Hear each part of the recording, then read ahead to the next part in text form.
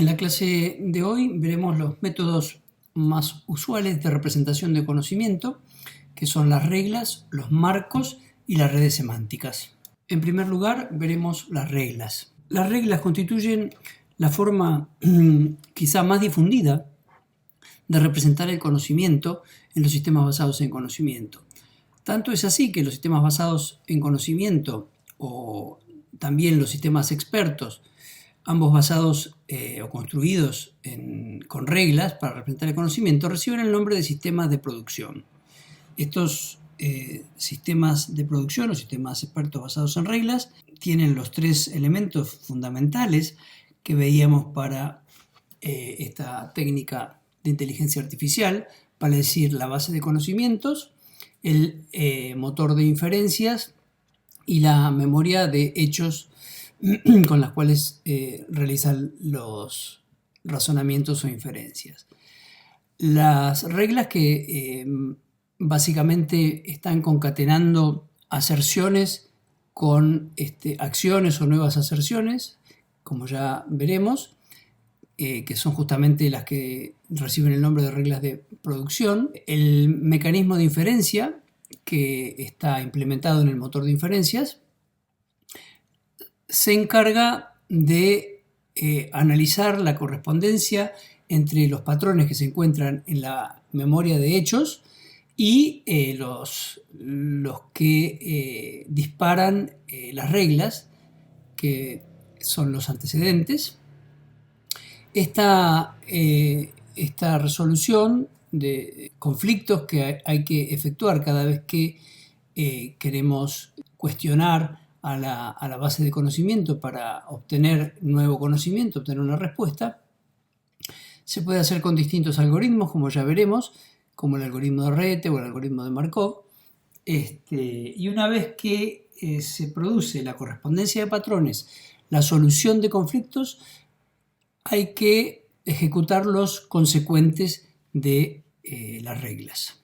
Las reglas son una implementación práctica de la lógica de predicados de primer orden y nos permiten agrupar los patrones en lo que denominamos los antecedentes de la regla, que es una secuencia de hechos que, si se establecen como ciertos o verdaderos, entonces determinan que los consecuentes de la regla, que están a la parte derecha del disparo de esa regla, también sean establecidos como verdaderos dentro de la memoria de trabajo. Ejemplo de esto vemos en el recuadro de la derecha, que tenemos una serie de antecedentes a sub 1 hasta a sub n, y estos, cuando son simultáneamente, en este caso, con un conectivo lógico de AND, establecen la veracidad también de todos los consecuentes de la regla, desde C sub 1 hasta C sub m. Vamos a decir, cuando los antecedentes son verdaderos, que se produce el matching o la concordancia con las afirmaciones. O sea que son las afirmaciones, estas serían los hechos de la memoria de trabajo. Los hechos que son establecidos como ciertos hacen que en la regla concuerden estos antecedentes. Bien, una vez que los consecuentes son nuevas afirmaciones en la memoria de trabajo que se consideran como verdaderas, esto puede dar lugar a disparar con estas nuevas afirmaciones otras reglas en lo que se conoce como un sistema de deducción, o directamente especificar acciones en lo que se conoce como un sistema de reacción. Fíjense que acá lo que estamos significando es que las nuevas afirmaciones, las salidas de los consecuentes de unas reglas, pueden causar que se disparen nuevas reglas y desencadenar un procedimiento que no sabemos qué profundidad puede llegar a tener, o sea, cuántas reglas pueden dispararse en esta reacción en cadena. Esto es lo que sucede en los sistemas de deducción.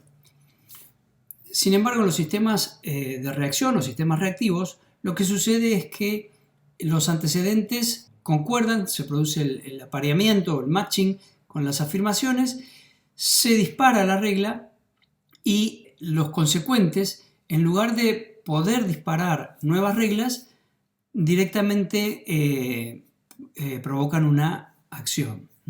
Esta situación de que a partir de los antecedentes y generando consecuentes se desarrolla el proceso de encadenamiento de reglas, o sea que una regla puede provocar el disparo de otra regla, puede darse en distintos sentidos, como veremos enseguida. Puede ser progresivo o hacia adelante, o forward chaining, o regresivo, backward chaining, o hacia atrás, vale decir, partiendo de hechos conocidos, en los consecuentes poder determinar cuáles son los antecedentes. Estos tipos de razonamiento, que los veremos más en detalle cuando veamos el motor de inferencias, se pueden aplicar indistintamente y depende su elección del problema o de la aplicación que tengamos que abordar con esta técnica de inteligencia artificial. Algunas de las preguntas que nos ayudan a resolver qué tipo de encadenamiento de reglas nos conviene utilizar son las que aparecen expresadas aquí, saber si existen más estados iniciales posibles que estados objetivo, o sea, si vamos pensándolo como si fuera un árbol, de más estados iniciales a menos estados o nodos finales. En este caso justamente nos convendría un razonamiento hacia adelante o progresivo. ¿En qué dirección es mayor el factor de ramificación?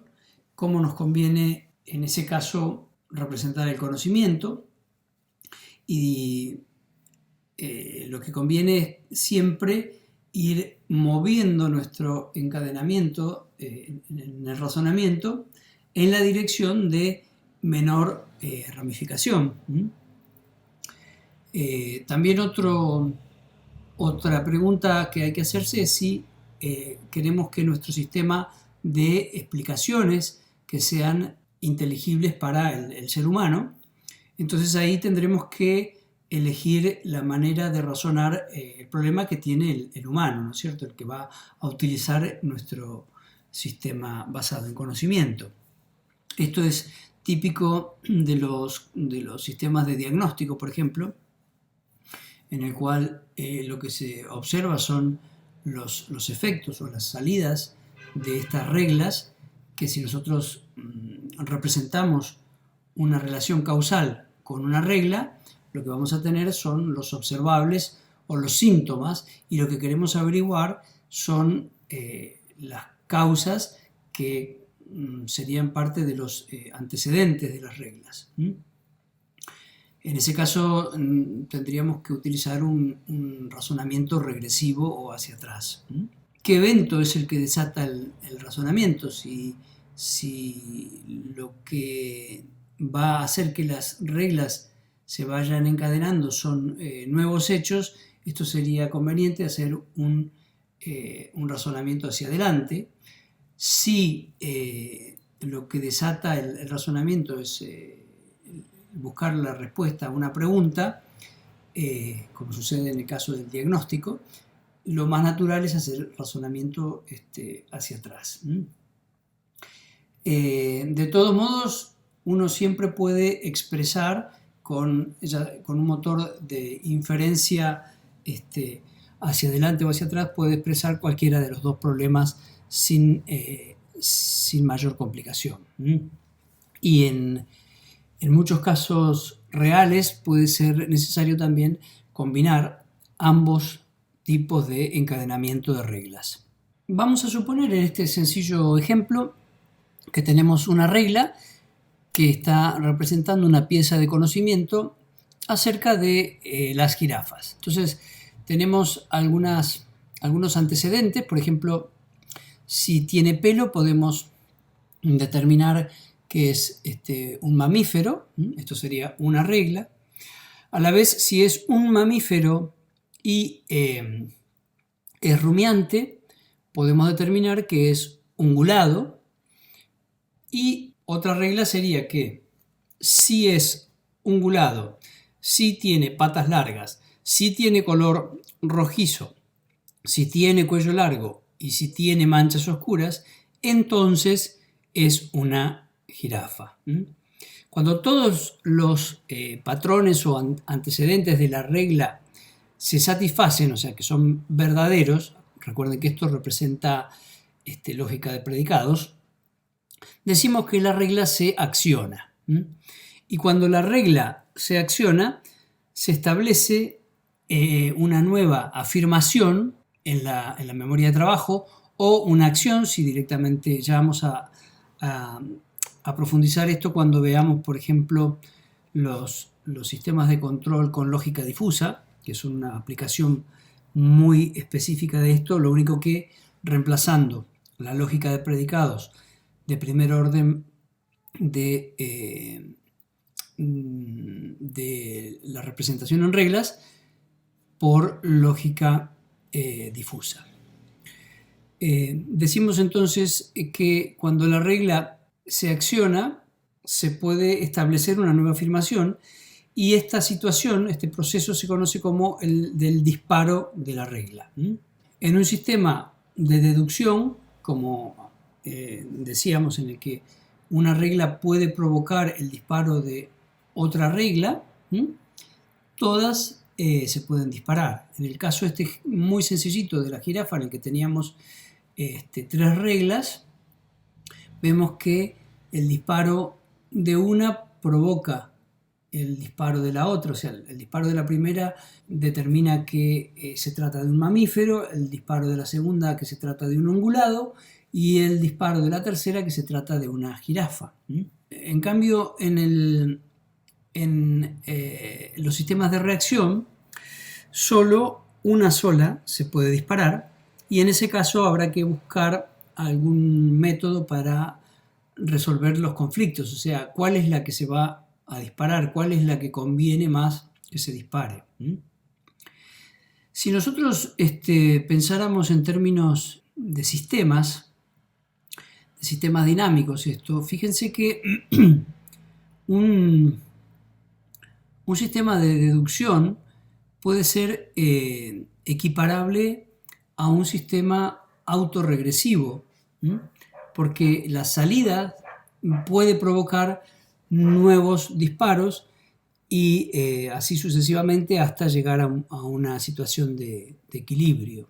Mientras que el sistema de reacción sería un sistema típico de media móvil, en el que frente a la entrada tenemos que dar una salida. Nada,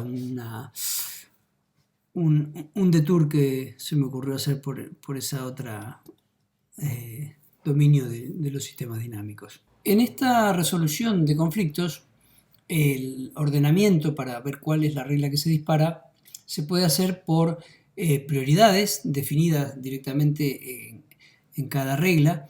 Veremos, por ejemplo, en el lenguaje Eclipse, que es uno de los que se proponen para hacer las prácticas, que esto se puede expresar con las saliencias de cada regla, que es básicamente la prioridad para que se dispare. Por separación contextual, podemos tener distintos grupos de reglas para representar distintas piezas del conocimiento. Entonces, en cada situación, elegir una base de datos con la cual trabajar.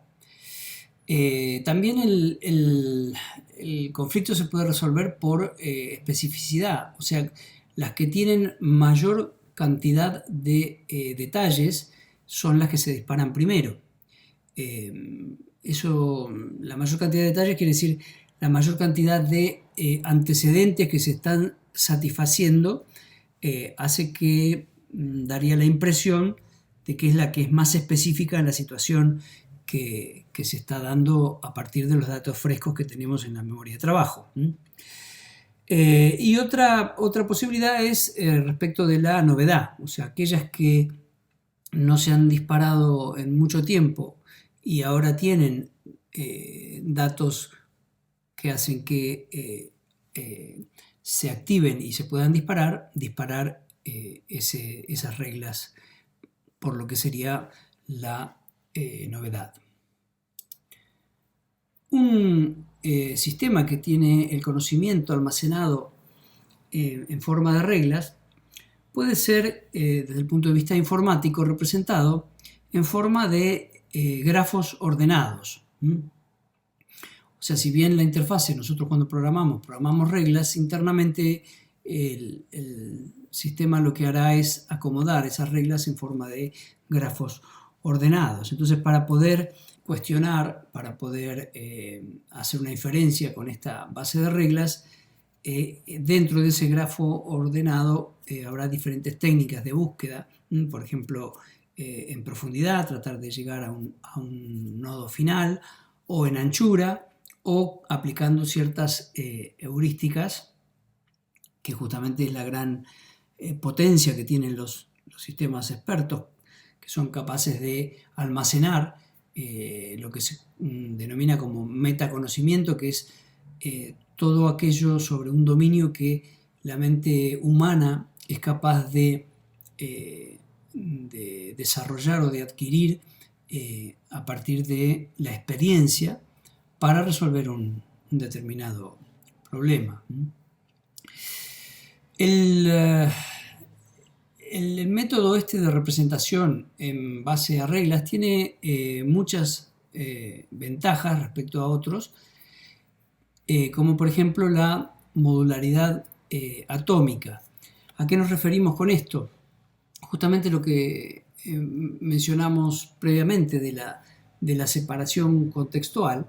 Podemos hacer que una sola regla sea una pieza de conocimiento que esté representando una situación o una característica del mundo real en particular. Y esto nos permite ir agregando en forma incremental conocimiento a la base, sin que eso perjudique el conocimiento que teníamos previamente almacenado, pero obviamente tenemos que ser cuidadosos en esto que está marcado como una desventaja, que tenemos que ser muy exigentes en cuanto a mantener la consistencia de la base de reglas. Cada vez que agreguemos una nueva regla tenemos que asegurarnos que no sea contradictoria con una regla que tengamos previamente almacenada.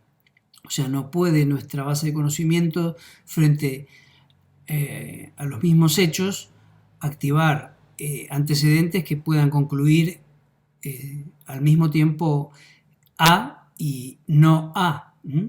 Eso es justamente una inconsistencia que hay que cuidarse de no cometer cuando se agrega nuevo conocimiento en forma de reglas a la base.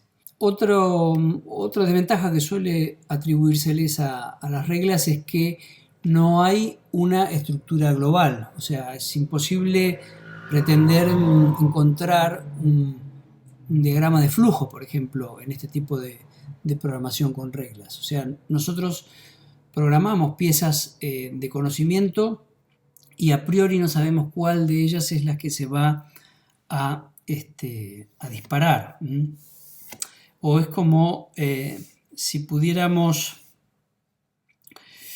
superponer en un programa varios diagramas de flujo simultáneamente, que no sabemos a priori cuál es el que se va a ejecutar, porque va a depender de los hechos que activen y posteriormente disparen las reglas. ¿De acuerdo? A continuación veremos los marcos. Los marcos, plantillas o frames constituyen una descripción estructurada de clases para los objetos. Es una representación explícita de la terna objeto, atributo, valor, que debemos a Marvin Minsky, uno de los padres de la inteligencia artificial, allá por el año 75. Es una de las formas de representar el conocimiento más difundidas, más populares. Tanto es así que ha influido directamente sobre la programación y es el antecedente de la programación orientada a objetos. Fíjense ustedes que con este paradigma de representación del conocimiento, tenemos una herramienta que de forma natural nos permite definir clases, nos permite definir instancias y nos permite definir herencias. Estas cosas que quizá hoy en día ya parecen algo cotidiano de la programación, bueno, en su momento surgió de los laboratorios de inteligencia artificial pensando en cómo representar mejor el conocimiento que manejábamos los humanos. Fíjense que cuando nosotros a partir de una clase generamos un nuevo individuo, todos los atributos que tiene ese nuevo individuo son heredados de la clase original. Y así en distintas etapas de la herencia. Veamos aquí en el cuadro de la derecha que tenemos un ejemplo de un marco tomado de la industria de procesos. Esto es directamente un frame del software G2 en el que vemos la medición de un nivel. Vamos a suponer que es el nivel de un depósito que tiene una nomenclatura que define, bueno, la sección, etcétera. Eso depende de la nomenclatura de cada industria, de cada fábrica. Fijémonos todos los atributos que se le definen a este objeto. En primer lugar, la posibilidad de hacer encadenamiento hacia adelante o hacia atrás en profundidad. Tenemos otro atributo que es el nombre, la nota de si está ok o no está ok.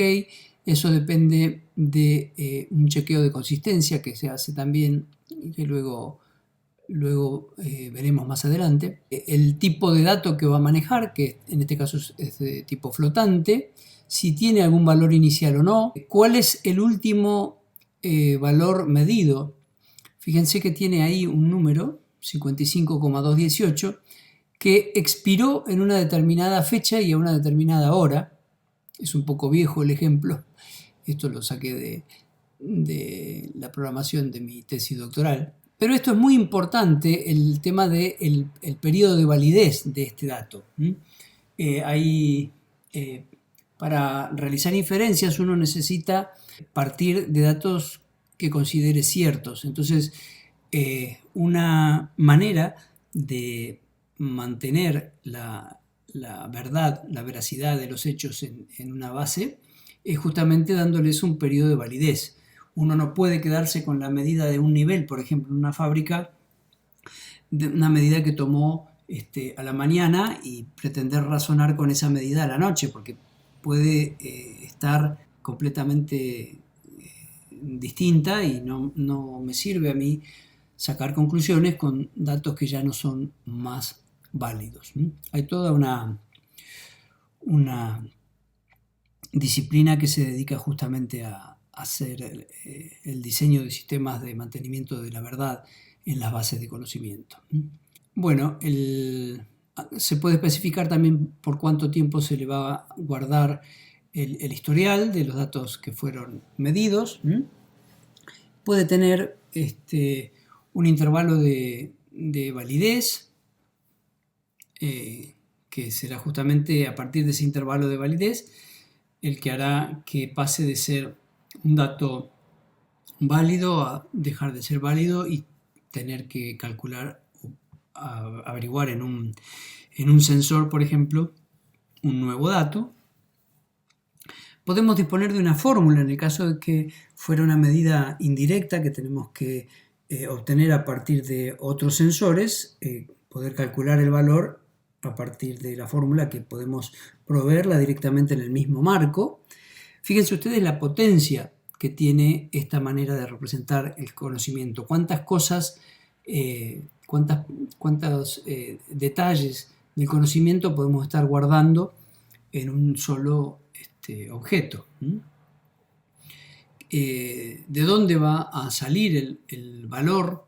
En este caso proviene del motor de inferencia, porque se hace primero un chequeo de consistencia por el mismo motor de inferencia para ver si el dato es válido o no, y recién ahí se lo hace progresar a el slot de el valor del last recorded value. Si fuese directamente la medición de un proveniente de un sensor sin hacer chequeo de consistencia, directamente podríamos poner ahí que el servidor del dato es tal o cual sensor llamado directamente con un tag, ¿no? Con el nombre que definimos ese sensor. El intervalo de refresco o actualización, que en este caso es de 1 minuto, podemos dotarlo de alguna descripción. En este caso es el nivel del vaso del difusor, que es un depósito muy voluminoso e importante. Esto está sacado del contexto de la industria azucarera a partir de la remolacha. Tenemos el valor medido, que coincide con el otro que está en el slot del último valor medido. Un valor por defecto, que esto es muy necesario disponerlo para razonar en los sistemas basados en conocimiento. Nosotros no queremos que cuando no haya algún dato, acuérdense que una de las características que tenía la inteligencia artificial era copiar aquella propiedad que teníamos los humanos de poder razonar con información faltante, imprecisa, incompleta. Entonces, en este caso, si no tuviéramos una medida válida, podemos utilizar el valor por defecto que está almacenado en el mismo objeto. Le podemos dar un valor máximo, un valor mínimo. Esto del chequeo de consistencia, que justamente lo que hace es ver que estos valores que se miden del sensor estén entre los valores máximos y mínimos, que el ritmo de variación de eso no sea excesivo, y bueno, una serie de chequeos que determinan justamente que la medida sea tomada como válida, y por eso el estado es puesto en OK.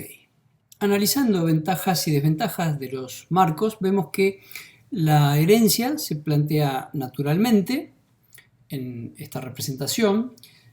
Vemos también que es muy sencilla la representación de todo lo que sea conocimiento repetitivo, y obviamente esta potencia de facilitar la representación de conocimiento repetitivo se vuelve en contra cuando queremos manejar excepciones, o sea que de una clase, por ejemplo la que vemos aquí, de una bomba, en la que podemos tener definidos ciertos atributos, como por ejemplo la diferencia de presiones, el caudal de la bomba, etc.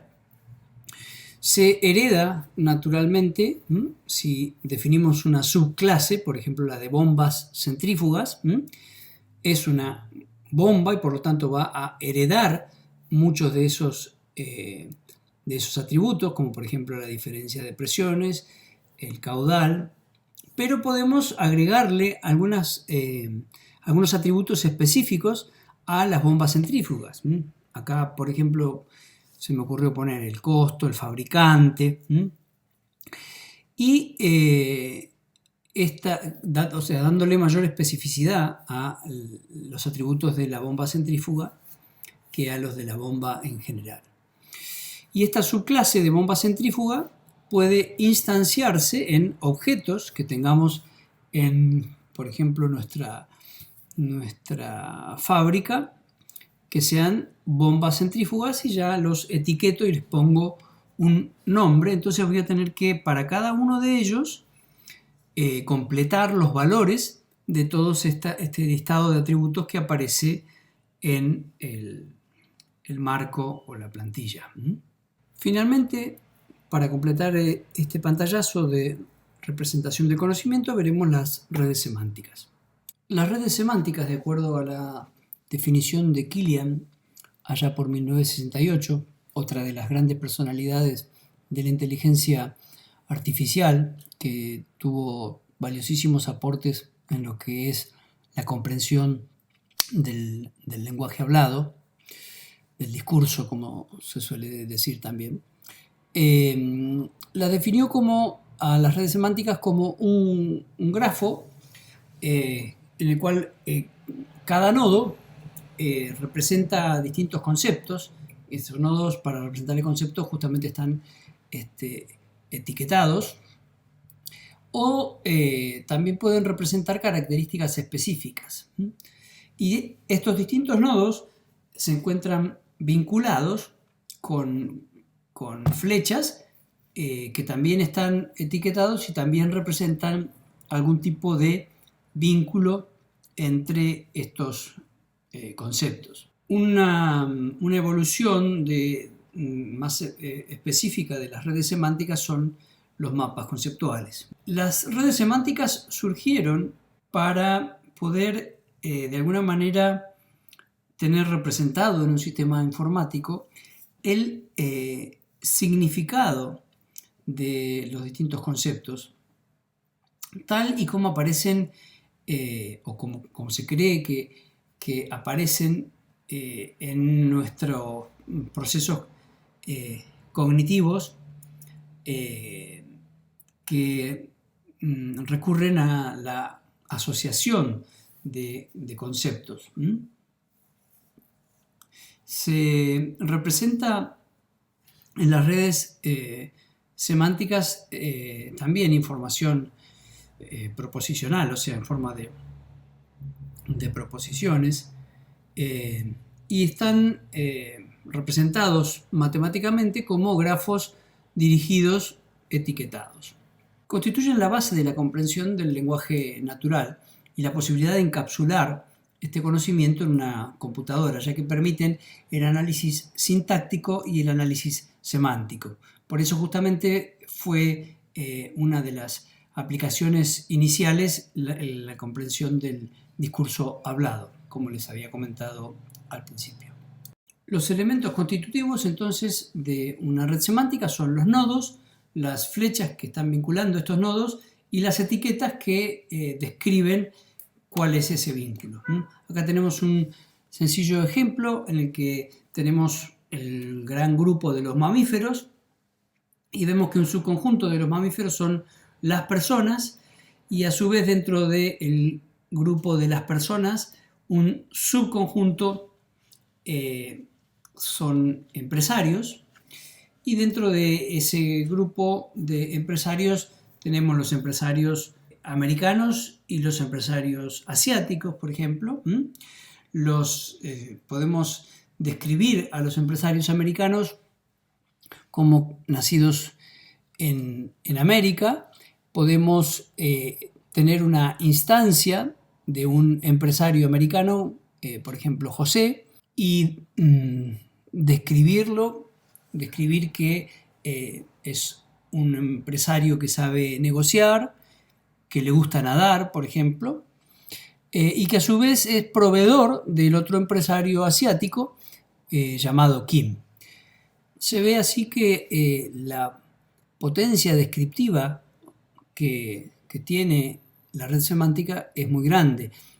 Podemos representar prácticamente cualquier idea o conjunto de ideas que se nos ocurra.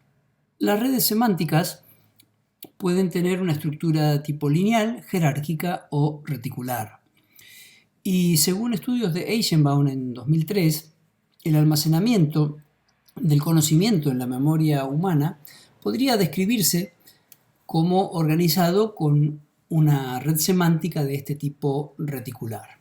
Y vamos ahora a ver en esta gráfica, a la derecha de la filmina, una representación de este conocimiento que estamos tratando de expresar por medio de una red semántica. Entonces, esta red semántica establece que la representación del conocimiento, en este caso, de esta porción del conocimiento, utiliza una estructura reticular. La estructura reticular es una estructura lógico-gráfica y que está constituida por nodos conectados en cualesquiera de ambas direcciones y que utiliza relaciones definidas en una o ambas direcciones. A su vez, esta estructura reticular puede contener una estructura jerárquica.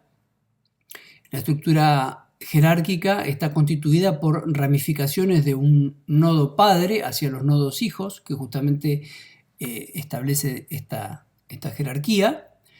Y a su vez la estructura jerárquica puede contener estructura lineal, que está constituida por una secuencia de nodos, un nodo después del otro, pero sin una jerarquía definida.